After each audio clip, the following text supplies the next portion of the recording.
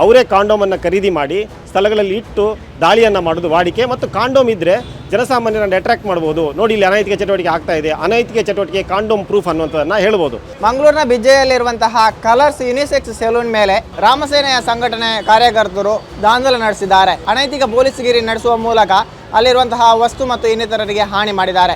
ಈ ಬಗ್ಗೆ ಇನ್ನಷ್ಟು ಮಾಹಿತಿ ಪತ್ರಕರ್ತರಾಗಿರುವಂತಹ ನವೀನ್ ಸೂರಿಂಜ್ ಅವರಿದ್ದಾರೆ, ಅವರ ಹತ್ರ ಮಾತಾಡುವ.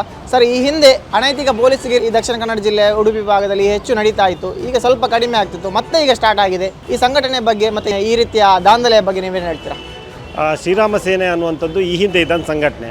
ಇದೇ ಪ್ರಸಾದ್ ದತ್ತ ಅವರು ಈಗೇನು ಅರೆಸ್ಟ್ ಆಗಿದ್ದಾರೆ, ಇವತ್ತು ಯುನಿಸೆಕ್ಸ್ ಸೆಲೂನ್ ಮೇಲೆ ದಾಳಿ ಮಾಡಿ ಅರೆಸ್ಟ್ ಆಗಿದ್ದಾರೆ ಪ್ರಸಾದ್ ದತ್ತ ಅವರು ಅಂತೇಳಿ, ಅವರೀಗ ರಾಮಸೇನೆ ಅನ್ನುವಂಥ ಸಂಘಟನೆಯನ್ನು ಕಟ್ಟಿದ್ದಾರೆ. ಹಿಂದೆ ಪ್ರಮೋದ್ ಮುತಾಲಿಕ್ ನೇತೃತ್ವದ ಶ್ರೀರಾಮ ಸೇನೆಯ ದಕ್ಷಿಣ ಕನ್ನಡ ಜಿಲ್ಲೆಯ ಅಧ್ಯಕ್ಷರಾಗಿದ್ದರು ಇದೇ ಪ್ರಸಾದ್ ದತ್ತ ಅವರವರು. ಇವರು ಈ ಹಿಂದೆ ಅಮ್ನೇಷ್ಯಾ ಪಬ್ ಮೇಲೆ ದಾಳಿ ಮಾಡಿದರು, ಅದು ರಾಷ್ಟ್ರ ಮಟ್ಟದಲ್ಲಿ ಚರ್ಚೆ ಆಗಿತ್ತು. ಆಗ ನಾನು ಇಲ್ಲಿನ ವರದಿಗಾರರಾಗಿದ್ದೆ, ಆ ವರದಿಯನ್ನು ಕವರೇಜ್ ಕೂಡ ಮಾಡಿದ್ದೆ.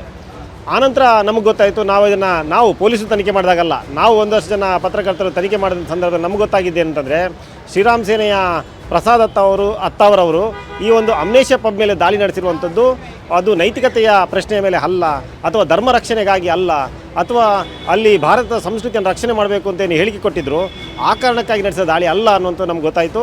ಅವರು ಅದರ ಎದುರುಗಡೆ ಇದ್ದಂತಹ ಮತ್ತೊಂದು ಪಬ್ನಿಂದ ಒಂದು ಹಫ್ತಾವನ್ನು ಪಡೆದುಕೊಂಡು ವಸೂಲಿಯನ್ನು ಮಾಡಿಕೊಂಡು ಅವರ ಲಾಭಕ್ಕೋಸ್ಕರ ಎದುರುಗಡೆ ಇದ್ದಂಥ ಅಮ್ನೇಷ್ಯಾ ಪಬ್ ಮೇಲೆ ದಾಳಿಯನ್ನು ಮಾಡ್ತಾರೆ. ಮತ್ತು ಅದೇ ಅಮ್ನೇಷ್ಯಾ ಪಬ್ನ ಜೊತೆಗೆ ಅವರು ಇದಕ್ಕಿಂತ ಮೊದಲು ವ್ಯವಹಾರವನ್ನು ಮಾತಾಡಿದರು. ನೀವು ಅಲ್ಲಿನ ಸೆಕ್ಯೂರಿಟಿ ಕಾಂಟ್ರಾಕ್ಟ್ ಏನಿದೆ, ಆ ಕಾಂಟ್ರಾಕ್ಟನ್ನು ನಮಗೆ ಕೊಡೋದಾದರೆ ನಾವು ನಿಮ್ಮ ಪಬ್ ಮೇಲೆ ದಾಳಿಯನ್ನು ಮಾಡಲ್ಲ, ಇಲ್ಲದೆ ದಾಳಿ ಮಾಡ್ತೀವಿ ಅನ್ನೋಂಥ ಮುನ್ಸೂಚನೆಯನ್ನು ಮೊದಲೇ ಕೊಟ್ಟಿದ್ದರು. ಆ ಕಾರಣಕ್ಕಾಗಿ ಇದೊಂದು ಪಕ್ಕ ವ್ಯವಹಾರದ ದಾಳಿಯಾಗಿತ್ತು ಅನ್ನೋಂಥದ್ದನ್ನು ಈ ಹಿಂದೆ ಬಯಲಾಗಿತ್ತು. ಈಗ ಯುನಿಸೆಕ್ಸ್ ಮಸಾಜ್ ಪಾರ್ಲರ್ ಮೇಲೆ ಏನು ದಾಳಿ ಮಾಡಿದ್ದಾರೆ, ಇದು ರಾಮಸೇನೆಯ ಕಾರ್ಯಕರ್ತರು ಮಾಡಿರುವಂಥ ದಾಳಿ. ಶ್ರೀರಾಮ ಸೇನೆಯಿಂದ ಹೊರಗೆ ಬಂದಂಥ ಪ್ರಮೋದ್ ಮುತಾಲಿಕ್ ನೇತೃತ್ವದ ಶ್ರೀರಾಮ ಸೇನೆಯಿಂದ ಹೊರಗೆ ಬಂದಿರುವಂತಹ ಪ್ರಸಾದ್ ದತ್ತ ಅವರವರು ರಾಮಸೇನೆಯನ್ನು ಸ್ಥಾಪನೆ ಮಾಡಿ ಅದರ ಮೂಲಕ ದಾಳಿಯನ್ನು ಮಾಡಿದ್ದಾರೆ. ಯಾಕೆ ಪ್ರಸಾದ್ ದತ್ತ ಅವರವರು ಪ್ರಮೋದ್ ಮುತಾಲಿಕ್ ಅವರ ಶ್ರೀರಾಮ ಸೇನೆಯಿಂದ ಹೊರಗೆ ಬಂದರು ಅನ್ನುವಂಥದ್ದು ಬಹಳ ಮುಖ್ಯ ಆಗುತ್ತೆ. ಈಗ ಇವರು ದಾಳಿ ಮಾಡಿರುವಂಥದ್ದು ನೈತಿಕತೆ ಆಧಾರದ ಮೇಲೆ ದಾಳಿ ಮಾಡಿರುವಂಥದ್ದು. ಮಸಾಜ್ ಪಾರ್ಲರ್ ಹೊರಗಡೆ ಅನೈತಿಕ ಚಟುವಟಿಕೆ ನಡೀತಾ ಇದೆ ಅನ್ನುವಂಥ ಕಾರಣವನ್ನು ಕೊಟ್ಕೊಂಡು ಇದು ನಮ್ಮ ಸಂಸ್ಕೃತಿ ಅಲ್ಲ, ಪಾರ್ಲರ್ಗಳು ನಮ್ಮ ಸಂಸ್ಕೃತಿ ಅಲ್ಲ ಅನ್ನುವಂಥ ಹೇಳಿಕೆಯನ್ನು ಕೊಟ್ಟು ಅವರು ದಾಳಿಯನ್ನು ಮಾಡಿದ್ದಾರೆ. ಪ್ರಸಾದ್ ದತ್ತ ಅವರವರ ಸಂಸ್ಕೃತಿ ಯಾವುದು? ಯಾಕೆ ಪ್ರಮೋದ್ ಮುತಾಲಿಕ್ ಅವರು ಪ್ರಸಾದ್ ದತ್ತ ಅವರನ್ನು ಸಂಘಟನೆಯಿಂದ ಹೊರಗಾಕಿದ್ರು ಅಂತಂದರೆ, ಇದೇ ಪ್ರಸಾದ್ ದತ್ತ ಅವರವರು ಇಲ್ಲಿ ಕಮಿಷನರ್ ಆಗಿದ್ದಂಥ ಸುಬ್ರಹ್ಮಣ್ಯೇಶ್ವರ ರಾವ್ IPS ಅಧಿಕಾರಿ, ದಿಟ್ಟ IPS ಅಧಿಕಾರಿ ಇಲ್ಲಿ ಕಮಿಷನರ್ ಆಗಿದ್ದರು. ಆ ಸಂದರ್ಭದಲ್ಲಿ ಪ್ರಸಾದ್ ದತ್ತ ಅವರವರ ಮನೆಗೆ ದಾಳಿಯನ್ನು ಮಾಡ್ತಾರೆ. ದಾಳಿಯನ್ನು ಮಾಡಿ ಅವರ ಮನೆಯನ್ನು ಪರಿಶೀಲನೆ ಮಾಡೋ ಸಂದರ್ಭದಲ್ಲಿ ಇದೇ ಶ್ರೀರಾಮ್ ಸೇನೆಯ ಅಧ್ಯಕ್ಷರಾಗಿದ್ದಂಥ ಪ್ರಸಾದ್ ದತ್ತ ಅವರವರ ಮನೆಯಲ್ಲಿ ಹಲವಾರು ಚಿಕ್ಕ ಮಕ್ಕಳ ಬ್ಲೂ ಫಿಲ್ಮ್ ವೀಡಿಯೋಗಳು ಸಿಕ್ಕಿದ್ದು, ಚಿಕ್ಕ ಮಕ್ಕಳ ಬ್ಲೂ ಫಿಲ್ಮ್ ವೀಡಿಯೋಗಳು ಸಿಕ್ಕಿದ್ದು. ಆ ವಿಡಿಯೋಗಳನ್ನು ಇದೇ ಸುಬ್ರಹ್ಮಣ್ಯೇಶ್ವರ ರಾವ್ ಅವರು ಸೀಸ್ ಮಾಡಿದರು ಮತ್ತು ಅವ್ರ ಮೇಲೆ ಸೆಕ್ಷನ್ಗಳ ಮೇಲೆ, ಅವ್ರ ಮೇಲೆ IPC ಸೆಕ್ಷನ್ಗಳ ಮೇಲೆ FIR ಕೂಡ ದಾಖಲಾಗಿತ್ತು. ಅಂದರೆ ಯಾವ ತನ್ನ ಮನೆಯಲ್ಲಿ ತೀರಾ ಅನೈತಿಕ ಚಟುವಟಿಕೆಯ ಭಾಗವಾಗಿ CDಗಳನ್ನು ಸೇಕರಿಸಿಟ್ಕೊಂಡಿದ್ರು, ಅದೇ ಪ್ರಸಾದ್ ದತ್ತ ಅವರು ಇವತ್ತು ಈ ಜಿಲ್ಲೆಗೆ ನೈತಿಕತೆಯ ಪಾಠ ಮಾಡ್ತಾ ಇದ್ದಾರೆ ಅಂತಂದರೆ ಇದು ದುರಂತ ಇದು, ಅಥವಾ ಮಸಾಜ್ ಪಾರ್ಲರ್ಗೆ ನೈತಿಕತೆಯ ಪಾಠ ಮಾಡ್ತಾ ಇದ್ದಾರೆ ಅಂತಂದರೆ ಇದು ದುರಂತ ಇದು. ಧರ್ಮದ ಹೆಸರಿನಲ್ಲಿ ಈ ರೀತಿ ನಡೀತಾ ಇದೆ, ಜನಸಾಮಾನ್ಯರ ಮನಸ್ಥಿತಿಯನ್ನು ಕೆರಳಿಸ್ತಾ ಇದ್ದಾರೆ, ಇದ್ರ ಬಗ್ಗೆ ನೋಡಿ. ಈಗ ಧರ್ಮದ ಹೆಸರಿನಲ್ಲಿ ಹಿಂದೆ ಬಜರಂಗ್ ದಳ ಇಂಥ ಕೆಲಸಗಳನ್ನು ಮಾಡ್ತಾ ಇತ್ತು, ಶ್ರೀರಾಮ್ ಸೇನೆ ಕೂಡ ಇಂಥ ಕೆಲಸಗಳನ್ನು ಮಾಡ್ತಾ ಇತ್ತು. ಅದರ ಮುಂದುವರಿದ ಭಾಗವಾಗಿ ಇವತ್ತು ರಾಮಸೇನೆ ಮಾಡ್ತಾ ಇದೆ. ಬಜರಂಗ್ ದಳಕ್ಕೆ ಇವತ್ತು ಸದಸ್ಯರು ಕಮ್ಮಿ ಆಗ್ತಾ ಇದ್ದಾರೆ. ಯಾಕಂತಂದರೆ ಅವರಿಗೊಂದು ಅವೇರ್ನೆಸ್ ಬರ್ತಾ ಇದೆ. ಹಿಂದೂ ಧರ್ಮದ ರಕ್ಷಣೆ ಅನ್ನುವಂಥ ಹೆಸರಿನಲ್ಲಿ ಇವತ್ತು ಹಿಂದುಳಿದ ವರ್ಗಗಳ ಹುಡುಗರು, ದಲಿತ ಹುಡುಗರನ್ನು ಇವತ್ತು ಮುಸ್ಲಿಮರ ವಿರುದ್ಧ ಎತ್ತಿಕಟ್ಟುವಂಥ ಕೆಲಸವನ್ನು ಈ ವಿಶ್ವ ಹಿಂದೂ ಪರಿಷತ್ತು ಮತ್ತು RSSನಲ್ಲಿರುವಂಥ ಬ್ರಾಹ್ಮಣ ಮುಖಂಡರು ಮಾಡ್ತಾ ಇದ್ದಾರೆ ಅನ್ನುವಂಥದ್ದು ಈಗ ಗೊತ್ತಾಗಿದೆ ಅವರಿಗೆ. ಆ ಕಾರಣಕ್ಕಾಗಿ ಬಜರಂಗ್ ದಳ, ಶ್ರೀರಾಮ್ ಸೇನೆ ಇಂಥ ಸಂಘಟನೆಗಳಿಗೆ ಸೇರುವುದನ್ನು ಕಡಿಮೆ ಮಾಡಿದ್ದಾರೆ. ಆದರೆ ಪ್ರಸಾದ್ ದತ್ತ ಅವರವರ ರಾಮಸೇನೆ ಏನಿದೆ, ಈ ರಾಮಸೇನೆಯ ಜೊತೆಗೆ ಒಂದಷ್ಟು ಪುಡಿ ಹುಡುಗರಿದ್ದಾರೆ. ಅವರು ಯಾವುದೇ ವಿದ್ಯಾಭ್ಯಾಸ ಇಲ್ಲದೆ ಇರುವಂತಹ ಮತ್ತು ಯಾವುದೇ ರೀತಿಯಲ್ಲೂ ಕೂಡ ಈ ಸಮಾಜದ ಬಗ್ಗೆ ಅಥವಾ ಅವರ ವೈಯಕ್ತಿಕ ಬದುಕಿನ ಬಗ್ಗೆ, ಅವರ ಕುಟುಂಬದ ಬಗ್ಗೆ ಆಸಕ್ತಿ ಇಲ್ಲದೆ ಇರುವಂತಹ ಹುಡುಗರು ಯಾರಿದ್ದಾರೆ, ಒಂದು ರೀತಿಯ ಪೋಲಿ ಹುಡುಗರು ಯಾರಿದ್ದಾರೆ, ಅವರು ಸೇರಿಕೊಂಡು ಇವತ್ತು ಧರ್ಮ ರಕ್ಷಣೆಯ ಕಾರ್ಯವನ್ನು ಮಾಡ್ತಾಯಿದ್ದಾರೆ. ಈ ರೀತಿಯ ಧರ್ಮ ರಕ್ಷಣೆಗೆ ದಕ್ಷಿಣ ಕನ್ನಡ ಜಿಲ್ಲೆಯ ಜನ ಯಾವ ರೀತಿಯಲ್ಲೂ ಕೂಡ ಸ್ಪಂದನೆಯನ್ನು ಮಾಡೋದಿಲ್ಲ ಅಥವಾ ಅದಕ್ಕೆ ಸಪೋರ್ಟನ್ನು ಮಾಡೋದಿಲ್ಲ. ಅದು ಧರ್ಮ ರಕ್ಷಣೆ ಅಲ್ಲ. ಅದು ಈಗಾಗಲೇ ಬಜರಂಗ್ ದಳದ ಹುಡುಗರಿಗೆ ಗೊತ್ತಾಗಿದೆ. ಆದ್ದರಿಂದ ಬಜರಂಗ್ ದಳದಿಂದ ಅವರು ಹೊರಗಿದ್ದಾರೆ. ಕಾಲಾಳುಗಳು ಕೂಡ ತುಂಬ ಜನ ಕಡಿಮೆ ಆಗಿದ್ದಾರೆ.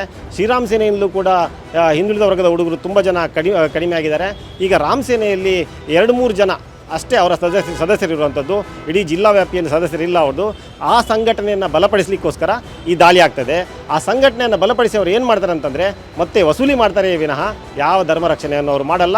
ಯಾಕೆಂತೇಳಿದ್ರೆ ಅವರ ಇತಿಹಾಸವೇ ಆ ರೀತಿ ಇದೆ. ಅವ್ರ ಮೇಲೆ ಆಗಿರುವಂಥ FIRಗಳೇ ಆ ರೀತಿ ಆಗಿರುವಂಥದ್ದು, ವಸೂಲಿ ಅಂತ FIRಗಳು ಮತ್ತು ಹಿಂದಿನ ಇತಿಹಾಸಗಳೇನಿದೆ, ದಾಳಿ ಮಾಡಿದ ಇತಿಹಾಸಗಳೇನಿದೆ ಅವೆಲ್ಲವೂ ಕೂಡ ವಸೂಲಿಗೆ ಸಂಬಂಧಪಟ್ಟಿದ್ದೇ ಆಗಿರೋದ್ರಿಂದ ಈಗ ಒಂದು ರೀತಿಯಲ್ಲಿ ಕಾಲಾಳುಗಳ ಸಂಖ್ಯೆ, ಹಿಂದುತ್ವದ ಕಾಲಾಳುಗಳ ಸಂಖ್ಯೆ ಕಡಿಮೆ ಆಗಿರುವಂಥ ಸಂದರ್ಭದಲ್ಲಿ ಈ ರೀತಿಯ ದಾಳಿಯನ್ನು ಮಾಡಿ ಒಂದಷ್ಟು ಕೆಲಸವಿಲ್ಲದೆ ಇರುವಂತಹ ಕಾಲಾಳುಗಳು ಯಾರಾದರೂ ಸಿಗ್ತಾರಾ ಅನ್ನುವಂಥ ರೀತಿಯ ರಿಕ್ರೂಟ್ಮೆಂಟ್ ಈ ಮೂಲಕ ನಡೀತಾ ಇದೆ. ಇವತ್ತು ದಾಳಿ ಮಾಡುವ ಸಂದರ್ಭದಲ್ಲಿ ಕಾಂಡೋಮ್ ಸಿಕ್ಕಿತ್ತು, ಅದನ್ನು ಅಲ್ಲಿಯ ಸಿಬ್ಬಂದಿಗಳು ಹೇಳ್ತಾರೆ ಇದು ನಾವು ನೋಡೇ ಇಲ್ಲ, ಇಲ್ಲಿ ಇರಲೇ ಇಲ್ಲ, ಈಗ ತಾನೇ ನಾವು ಕಾಂಡೋಮನ್ನು ಕ್ರಿಮಿನಲೈಸ್ ಮಾಡುವಂಥದ್ದು ಪೊಲೀಸರು ಮತ್ತು ಇಂಥ ಹಿಂದುತ್ವ ಸಂಘಟನೆಗಳಿಗೆ ಅದು ಅಭ್ಯಾಸ ಆಗಿಬಿಟ್ಟಿದೆ. ಕಾಂಡೋಮನ್ನು ಎಲ್ಲಿ ಬೇಕಾದ್ರೂ ಸಿಗುತ್ತೆ, ಯಾವ ಮೆಡಿಕಲ್ ಶಾಪಲ್ಲಿ ಕೂಡ ಕಾಂಡೋಮ್ ಸಿಗುತ್ತೆ. ಕಾಂಡೋಮ್ ನಿಷೇಧಿತ ವಸ್ತು ಅಲ್ಲ. ಒಂದು ವೇಳೆ ಎಲ್ಲಾದರೂ ಲೈಂಗಿಕ ಚಟುವಟಿಕೆ ಆಗ್ತಾ ಇದ್ದಂಥ ಸಂದರ್ಭದಲ್ಲಿ ಅಥವಾ ಆಗ್ತಾ ಇರುವಂಥ ಸ್ಥಳದಲ್ಲಿ ಕಾಂಡೋಮ್ ಸಿಕ್ಕಿದರೆ ಅವರಿಗೆ ನಾವು ಶಾಬಾಸ್ ಹೇಳಬೇಕು, ಒಳ್ಳೆಯದು, ನೀವು ಕಾಂಡೋಮನ್ನು ಬಳಕೆ ಮಾಡುವಂಥದ್ದು ಲೈಂಗಿಕ ಚಟುವಟಿಕೆ ಸಂದರ್ಭದಲ್ಲಿ ಕಾಂಡೋಮ್ ಬಳಕೆ ಮಾಡುವಂಥದ್ದು ಬಹಳ ಒಳ್ಳೆಯದು. ಅದು ಕೂಡ ಅಪರಿಚಿತರೊಂದಿಗೆ ಏನಾದರೂ ಲೈಂಗಿಕ ಸಂಪರ್ಕ ಮಾಡುವಂಥ ಸಂದರ್ಭದಲ್ಲಿ ಕಾಂಡೋಮ್ ಬಳಕೆಯನ್ನು ಮಾಡಲೇಬೇಕು ಅನ್ನೋಂಥದ್ದು ಸರ್ಕಾರದ ಸೂಚನೆ ಇದೆ, ಮಾರ್ಗದರ್ಶಿ ಸೂತ್ರಗಳಿದೆ. ಸರ್ಕಾರವೇ ಹೇಳುತ್ತೆ, ನೀವೇನಾದರೂ ಅಪರಿಚಿತರ ಜೊತೆಗೆ ಲೈಂಗಿಕ ಸಂಪರ್ಕ ಮಾಡೋದಾದರೆ ನೀವು ಕಾಂಡೋಮ್ ಬಳಸಿ ಅಂತ ಹೇಳುತ್ತೆ. ಅದರಿಂದ ಕಾಂಡೋಮ್ ಬಳಸುವಂಥದ್ದು ಏನಿದೆ ಅದು ಒಳ್ಳೆಯದು. ಶ್ರೀರಾಮ್ ಸೇನೆ ಗೊತ್ತಿರಬೇಕು, ಅದು ಗೊತ್ತಿರಬೇಕು. ಆದರೆ ಈ ಸ್ಥಳದಲ್ಲಿ ಕಾಂಡೋಮ್ ಇತ್ತು ಅನ್ನುವಂಥದ್ದಕ್ಕೆ ನಮಗೆ ಯಾವುದೇ ದಾಖಲೆಗಳಿಲ್ಲ. ಮತ್ತು ಅವರು ಕೂಡ ಅಲ್ಲಿನ ಸಿಬ್ಬಂದಿಗಳು ಹೇಳ್ತಾರೆ, ಇಲ್ಲ ನಾವು ಕಾಂಡೋಮನ್ನು ಇಲ್ಲಿ ನೋಡೇ ಇಲ್ಲ, ನಮಗೀಗ ಶುಚಿ ಮಾಡೋಗಲೇ ಅದನ್ನು ಕ್ಲೀನ್ ಮಾಡೋಗಲೇ ಗೊತ್ತಾಗಿದ್ದು ಕಾಂಡೋಮ್ ಇದೆ ಅನ್ನೋಂಥ ಗೊತ್ತಾಗಿದ್ದು ಅನ್ನೋಂತಲೇ ಹೇಳ್ತಾರೆ. ಪೊಲೀಸರು ಮತ್ತು ಇಂಥ ಸಂಘಟನೆಗಳು ದಾಳಿ ಮಾಡಿದ ಸಂದರ್ಭದಲ್ಲಿ ಅವರೇ ಕಾಂಡೋಮನ್ನು ಖರೀದಿ ಮಾಡಿ ಸ್ಥಳಗಳಲ್ಲಿ ಇಟ್ಟು ದಾಳಿಯನ್ನು ಮಾಡೋದು ವಾಡಿಕೆ. ಮತ್ತು ಕಾಂಡೋಮ್ ಇದ್ದರೆ ಜನಸಾಮಾನ್ಯರನ್ನು ಅಟ್ರ್ಯಾಕ್ಟ್ ಮಾಡ್ಬೋದು, ನೋಡಿ ಇಲ್ಲಿ ಅನೈತಿಕ ಚಟುವಟಿಕೆ ಆಗ್ತಾ ಇದೆ, ಅನೈತಿಕ ಚಟುವಟಿಕೆ ಕಾಂಡೋಮ್ ಪ್ರೂಫ್ ಅನ್ನುವಂಥದ್ದನ್ನು ಹೇಳ್ಬೋದು. ಕಾಂಡೋಮನ್ನು ಅನೈತಿಕ ಚಟುವಟಿಕೆಗಳಿಗೆ ಆಧಾರವಾಗಿ ಬಳಸುವಂಥದ್ದು, ಸಾಕ್ಷ್ಯವಾಗಿ ಬಳಸುವಂಥದ್ದು ತಪ್ಪು ಅನ್ನುವಂಥದ್ದನ್ನು ಈ ಹಿಂದೆ ಸುಪ್ರೀಂ ಕೋರ್ಟ್ ಕೂಡ ಹೇಳಿದೆ. ಆ ಕಾಂಡೋಮನ್ನು ಬಳಸುವಂಥದ್ದು ಒಳ್ಳೆಯ ಬೆಳವಣಿಗೆ. ಕಾಂಡೋಮನ್ನು ಕ್ರಿಮಿನಲೈಸ್ ಮಾಡಬಾರ್ದು. ಹಿಂದುತ್ವ ಸಂಘಟನೆಗಳು ಕೂಡ ಆ ರೀತಿಯ ಕ್ರಿಮಿನಲೈಸನ್ನು ಮಾಡಬಾರ್ದು. ಅಪಾರ ಹಾನಿಯಾಗಿದೆ, ಜೊತೆಗೆ ಪ್ರಕರಣ ಕೂಡ ದಾಖಲಾಗಿದೆ, ಬಂಧನವೂ ಕೂಡ ಆಗಿದೆ. ಪೊಲೀಸ್ ಇಲಾಖೆ ಯಾವ ರೀತಿ ಒತ್ತಾಯ ಮಾಡ್ತಾರೆ? ಅದೇ ಪ್ರಸಾದ್ ದತ್ತ ಅವರನ್ನ ಈಗ ಬಂಧಿಸಿದ್ದಾರೆ. ಪ್ರಸಾದ್ ದತ್ತ ಅವರನ್ನ ಬಂಧಿಸಿರುವಂಥದ್ದು ಬಹಳ ಒಳ್ಳೆಯ ಬೆಳವಣಿಗೆ. ಹೌದು, ಈಗ ದಾಳಿ ಆಗಿದ್ದೆ, ದಾಳಿಯಾದ ನಂತರ ಬಂಧಿಸಿದ್ದಾರೆ. ಈ ಹಿಂದೆ ಚರ್ಚ್ ದಾಳಿಯ ಸಂದರ್ಭದಲ್ಲಿ ಮಹೇಂದ್ರ ಕುಮಾರನ್ನು ಬಂಧಿಸಿದರು. ಆದರೆ ಅದೇ ಸಂದರ್ಭದಲ್ಲಿ ನಾನೇ ದಾಳಿ ಮಾಡಿದ್ದು ಅಂತ ಹೇಳಿದ